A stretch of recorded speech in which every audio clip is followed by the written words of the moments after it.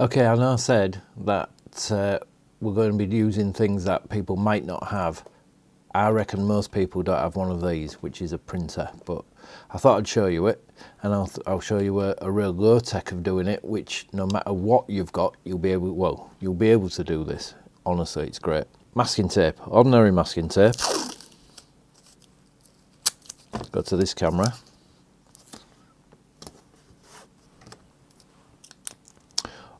Ordinary ballpoint pen.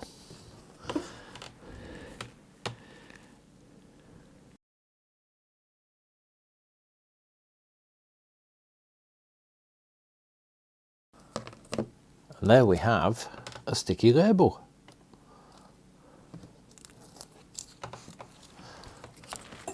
So I'll just put that to one side for now. So there's these things, which are called washi tape. And I've got some little packets of samples. I nearly said free samples, they weren't free, I had to buy them. But you only get, I think it's 30 centimetres, so a ruler's worth. But when you're using these, you don't really need masses amount. You just want tiny little bits to stick in your little book. So, but yeah, they're lovely. These all different types of patterns and things. So just to follow on from what we've just done, let's make our own washi tape. Get the pen. We'll just do a pattern. Okay, so now if we was just doing it black, then that's fine, we've just done that. The problem is, if you use these types of pens, let's do a little bit, look. It looks quite nice, like that, but it all comes off. Actually, that's not so bad, is it, really? So the best type of pen to use, if you're allowed and if you have them, permanent markers. So I'll use one of those, and I'll show you. Get the red out of the other one. And you can see, look, straight away it just goes on more pale, and give them a few seconds to dry.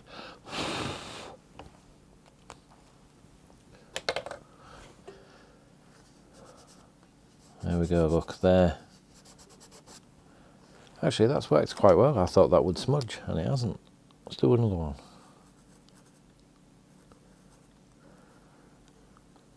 So there, these do work. I suppose it depends the type of tape you're using. But yeah, let it dry and should come out okay. But obviously the colours aren't as bright as using the Sharpie. So if you've got Sharpies, and again, if you are allowed to use them,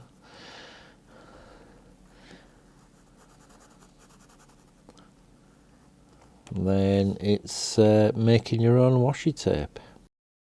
So I won't go through the whole lot, but that's a nice little idea to use if you haven't got washi tape. I said we're going to do something quite different.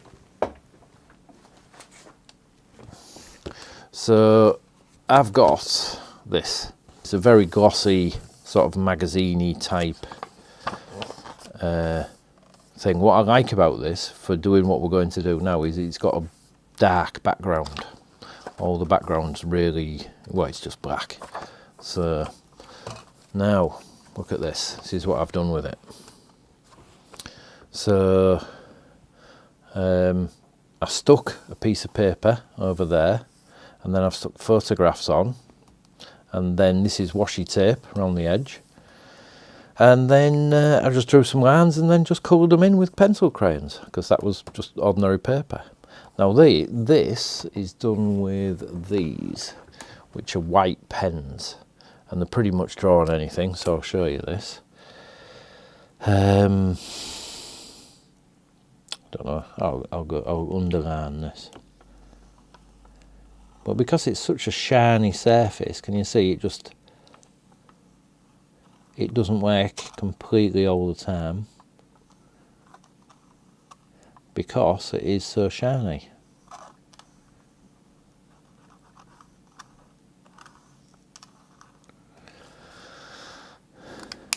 But once you get them going and you sort of warm them up a little bit and you go over the lines quite a lot, you can get some really nice kind of effects with that.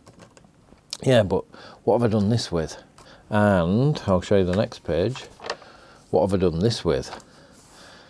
Now obviously this has been done with one of these white pens, and basically all I've done is drawn around the picture that was already there. But can you see this? This is paint around there, but I've used these. I'll get one out, which are Posca pens. And basically that's acrylic paint that's inside. If you look back here, it actually leaked out of that little bit. And then I just mopped it up and I've just left it. But I kind of like that sort of, when things like that happen, I kind of like that. It makes it more real to me. There, look, it's squashed over to this side. And I like that. I didn't clean it off completely, I just left little bits of it on because I kind of like the way that goes. But yeah, back to these pens. Like I said, the paint, if you listen, put it near my microphone, it's got a little ball bearing in, so you have to kind of get the paint going. And you can't store them like upright either, you have to store them sideways. And this, if you look, goes in, and when it goes in, when it's like that, the paint flows quite freely. Now, what do you do? I can't go out and buy Posca pens, Wayne, so what can I use instead? Right, where are they? They're here. Got them right in front of me. So now these are just from Wilkinson's, I think, are they? Oh, I don't know. It doesn't, I think the Wilkinson's one say it's Wilkinson's on it. But as you can see, look, it says there acrylic paints. These are just a real cheap set of acrylic paints. And can you see it just comes out like that? So get a little brush. Obviously you would put this in a palette, but I don't want to get them all out. And you would just paint them on like that. Let's go all the way, yeah. And again, this is what's called an opaque paint. So if you put it on nice and thickly, you don't see through it. Okay. Now another type of opaque paint, which you might have, is, I'm coming back to this camera now, is emulsion paint. If people have been decorating in your house, you might have some emulsion paints left. And you can paint those in books on shiny surfaces like this as well. And once you've got a layer of emulsion paint, then you can draw over the top of it. So these paints, watercolour paints, are transparent. These paints, acrylic paints, these are opaque.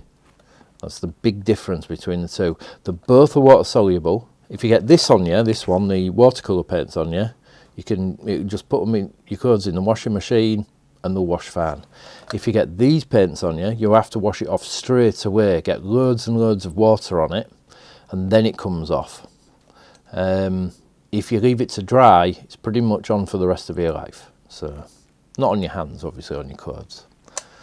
There's different types of photographs, and this is kind of a traditional type of photograph. Printed that from one of the photos I took the other day, where it's nice and glossy, and again, it's hard to draw on, it's hard to paint on. Even if you're painting, it goes a little bit, oh, that's still wet there, look, I've got paint on there. Even if you're painting, it's difficult to paint on. But if you get an ordinary printer and just put ordinary paper in, then you can print pictures that are photographs, but they're on paper. And that means if it's on paper, you can use these types of paints, you can use these types of paints, you can use ordinary felt tip pens, you could use the permanent pens, you can use pencils. Basically what I'm saying is you can use anything you like because it is just printed on paper. There's not an awful lot of difference, even though I've drawn round every single brick on there. But I just think it just picks it out a little bit, just makes it look a little bit more like a drawing. But like I say, you can do an awful lot more with a printed picture than you can with one that's printed on proper photo paper. The problem is they're just not as good quality. They're a lot better quality on photo paper than they are on ordinary paper. But if you're using this technique instead of making a book and just using a magazine or a book off the shelf, make sure before you start cutting books up, go over to you, I'm looking at you, make sure before you start cutting books up or you start sticking things in magazines and stuff or cutting magazines up, make sure you're allowed to do that. Proper important. If you do a drawing and take a photograph of it, so these are some of our drawings I've done. I've took photos of them and I've just printed them out like that, which are kind of cool. And they'll go underneath the pictures and stuff. And when you stick these on, you can stick them over all of this text and all over the pictures there so you don't see it. But then I was thinking, well, let's take this a step further. And what I've done is I cut some newspaper to the size of the printer, and I've printed it out. Now can you see? You can see where's that picture? Which one's that? That's that one there, look. So can you see there's the scissors there, that's on ordinary paper, and then the scissors that are over there. But if you're doing this, make sure you try to get some paper that's not got these big black squares in, because you can't see anything there. But these turned out quite okay, and I think the little R2D2 there, he looks quite good with that text over him. So that's kind of another technique to use. I think, like I say, this works quite well, and it's nice and big to work with. It's a nice and big format to use rather than making the tiny little books. But I kind of like the tiny little books. I think they're a little bit more personal, and certainly you've made it yourself. There's just lots and lots of options you can do with this. Just have a go, have fun, and yeah, just start sticking things in. Just go for it.